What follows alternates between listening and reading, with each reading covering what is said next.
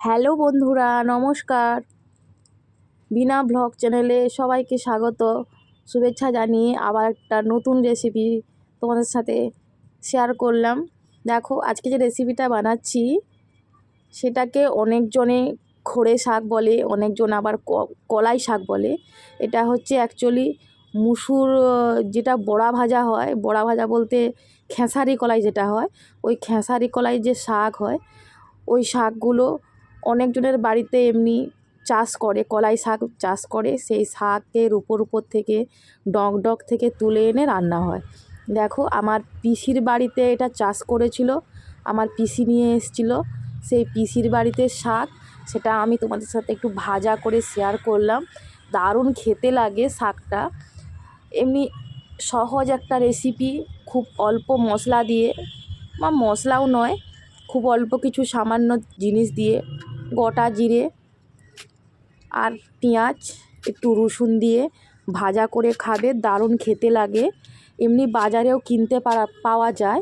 বাজারে যদি দেখতে পাও, কিনে এনে এইভাবে একটু ভাজা করে খেয়েও দারুণ খেতে লাগে, বেশ মিষ্টি মিষ্টি শাকটা লাগে। আর এই যেটা এর কলাই হয়, সে কলাইগুলো এমনি মুড়ি দিয়ে খায়, এমনি কাঁচাগুলোও খায়, সেদ্ধ করেও খায়। দেখো, প্রথমে আমি শাকগুলোকে ভালো করে বেছে একটু কুচি কুচি করে কেটে নেব। দিয়ে কেটে নেওয়ার পর সব শাকগুলো এইভাবে একটু কেটে নেব কুচি কুচি করে। তোমরা চাইলে এটাকে ছুরি দিয়েও কাটতে পারো, যার যেটা সুবিধা হবে সে সেইভাবেই কাটবে। আমি যে কোনো সবজি হোক যাই হোক, আমার বটি দিয়ে সুবিধা হয় কাটতে। আমার এটাইতে মনে হয় যে বটিটা আমার খুব তাড়াতাড়ি করে সব জিনিসটা কাটা হবে, তাই আমি বটি দিয়েই সব জিনিস কাটাকুটি করি।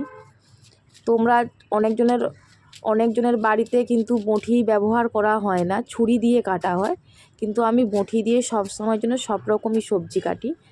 আর দেখো, শাক কাটা হয়ে যাওয়ার পর একটা বড় জামবাটিতে আমি এটা ভালো করে একটু চটকে চটকে ধুয়ে নেব।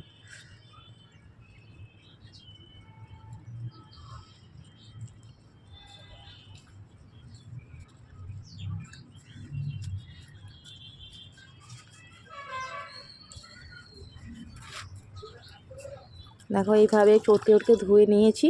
এবার আমি একটা ঝুড়ির মধ্যে আমি নিয়ে নেব, কারণ সামান্য পরিমাণ জল থাকলে সে জলটা বেরিয়ে যাবে। আর দেখো, ওইদিকে আমি কড়াই বুস করিয়ে দিয়েছি। কড়াইয়ে বুস করিয়ে দিয়ে খানিকটা আমি ওতে কোনো তেল কিছু দেব না, এমনি প্রথমে একটু সেদ্ধ করে নেব। সেদ্ধ করে নিলে শাক যদি একটু শক্তও থাকে, তাহলে শাকটা পুরোপুরি সেদ্ধ হয়ে যাবে। আর ওই নুন হলুদ দিয়ে প্রথমে আমি একটু অল্প খানিকটা জল দিয়ে একটু ভাপিয়ে নেব। একদম পুরোপুরি সেদ্ধর দরকার নেই, শাক তো অল্প ভাপানোই হলেই সেদ্ধ হয়ে যাবে। তোমরা দেখতেই পাচ্ছ আমি যেভাবে করছি ওইভাবে একবার ট্রাই করো, দারুণ খেতে হয়, অসাধারণ খেতে লাগে। আর দেখো, পুরো সেদ্ধ হয়ে গেছে মোটামুটি। তাও আর একবার ঢাকা দিয়ে দিয়ে আমি করে নেব সেদ্ধটা। ব্যাস, চলো, আর দরকার নেই, সেদ্ধ অনেক হয়ে গেছে। এবার ওকে আমি নামিয়ে দেব, একটা প্লেটে করে আমি শাকটা নামিয়ে নেব।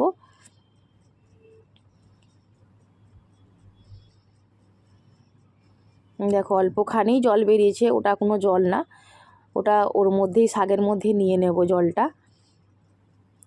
আর একটু বেশি করে পেঁয়াজ দেবে, আর রসুনটা তিন চার কোয়া হলেই হয়ে যাবে, আর পেঁয়াজটা একটু বেশি করে দেবে।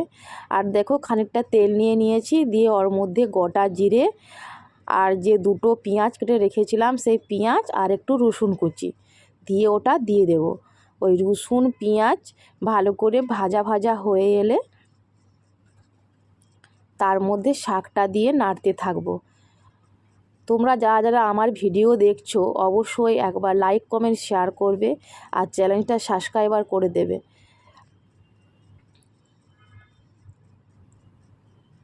আর হ্যাঁ বন্ধুরা, যারা যারা নতুন আমার চ্যানেলে, যারা প্রথম দেখছো ভিডিও বা রেসিপি, তারা একবার চ্যানেলটাকে সাবস্ক্রাইবার করে দেবে, যাতে নতুন নতুন রেসিপি আমি ছাড়ার সাথে সাথে তোমরা দেখতে পাও।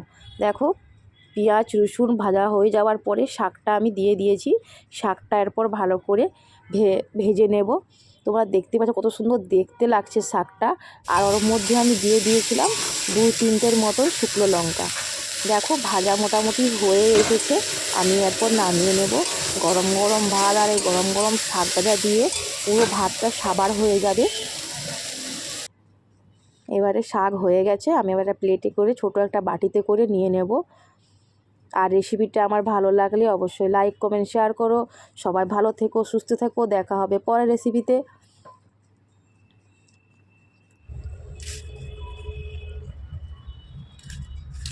টাটা, নমস্কার।